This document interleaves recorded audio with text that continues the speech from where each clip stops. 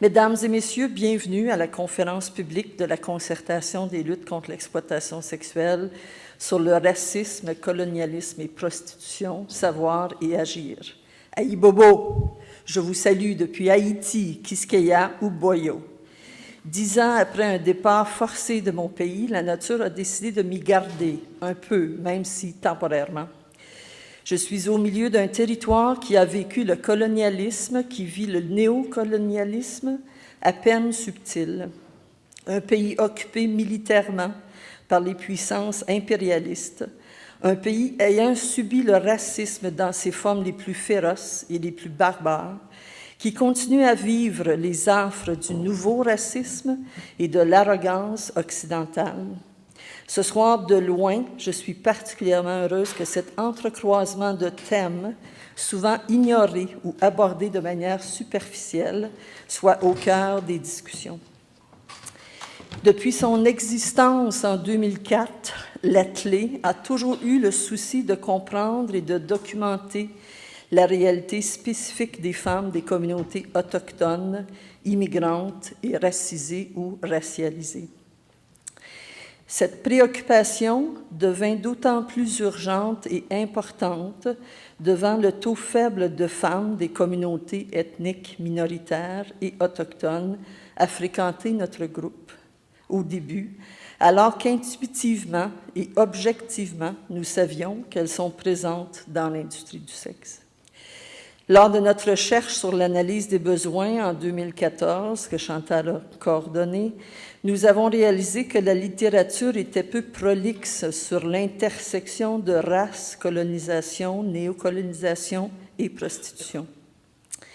Il existe ainsi peu de données permettant de comprendre le parcours et le vécu des femmes des Premières Nations, des femmes racisées et immigrantes dans la prostitution.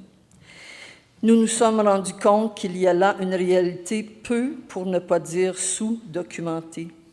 De plus, les événements dans presque tous les pays capitalistes dits avancés, particulièrement les actes percutants à caractère raciste aux États-Unis, en France et plus près de chez nous, ici même au Québec, sans oublier ceux non médiatisés des populations autochtones, mettent au grand jour un vécu quotidien occulté d'une bonne partie des masses, en particulier des femmes, et amènent la nécessité d'adresser la question raciale.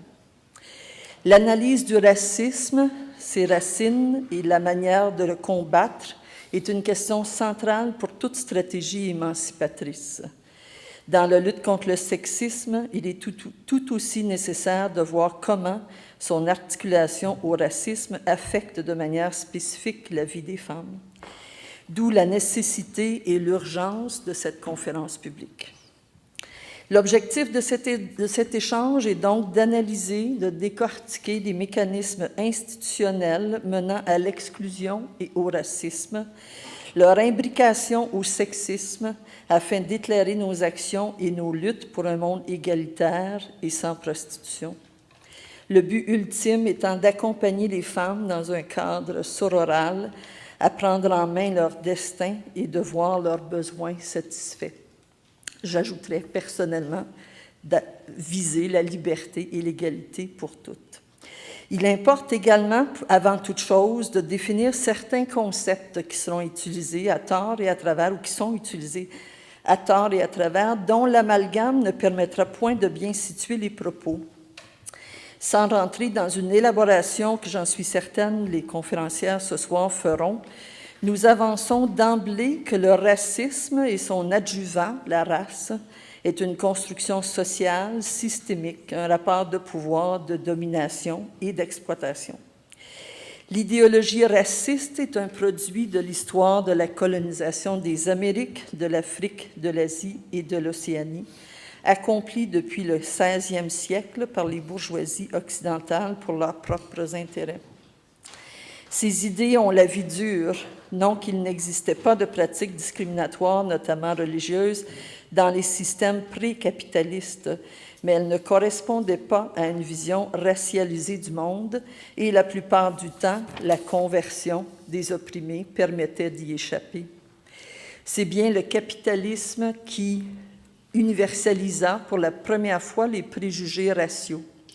Les théories racistes firent leur apparition avec la nécessité de justifier l'esclavage colonial. Auparavant, ce besoin n'avait pas lieu d'être, pas même dans les sociétés antérieures esclavagistes, pensons aux sociétés arabes, grecques et romaines où existait une forme d'esclavage. Ceci clarifié, nous entendons par racisme une théorie pseudo-scientifique qui proclame la supériorité des races qu'elle aura inventées et qui se manifeste soit par une négation de l'égalité de tous les êtres humains ou par une discrimination sociale, économique ou politique envers certains groupes sur la base de leur épiderme, leur culture, leurs croyances. Nous entendons de nos jours par racisme face aux avancées de la biologie récusant de plus en plus la notion des races multiples et affirmant l'existence d'une seule race humaine, ce que Martin Baker appelle le nouveau racisme, d'autres le néo-racisme et Balibar le racisme sans race, qui met en exergue non pas la supériorité biologique de certaines races sur d'autres, mais les différences culturelles entre groupes ethniques.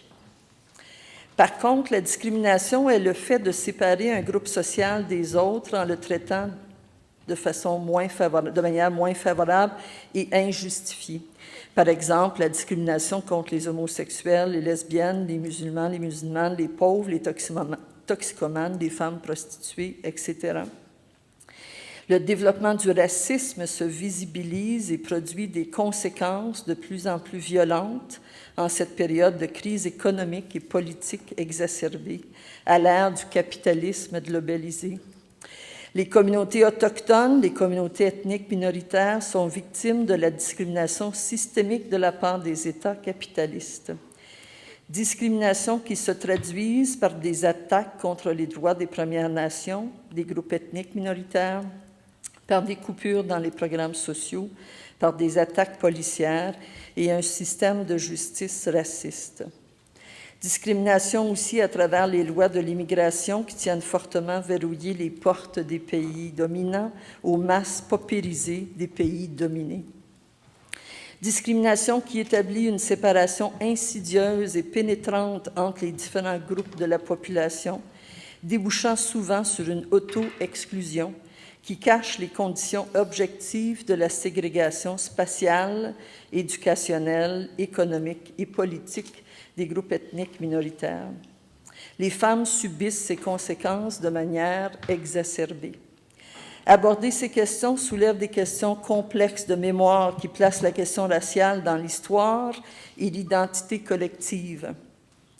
Intervenir en contexte d'imbrication du sexisme et du racisme n'est pas exempt de contradictions et de divergences au niveau des stratégies. Comment tenir compte des réalités diverses et complexes des minorités ethniques sans créer ce que Chantal nomme le syndrome de l'hyper-opprimé? Comment créer et renforcer la solidarité entre les femmes ayant un vécu en lien avec la prostitution d'horizons divers dans le respect des différences?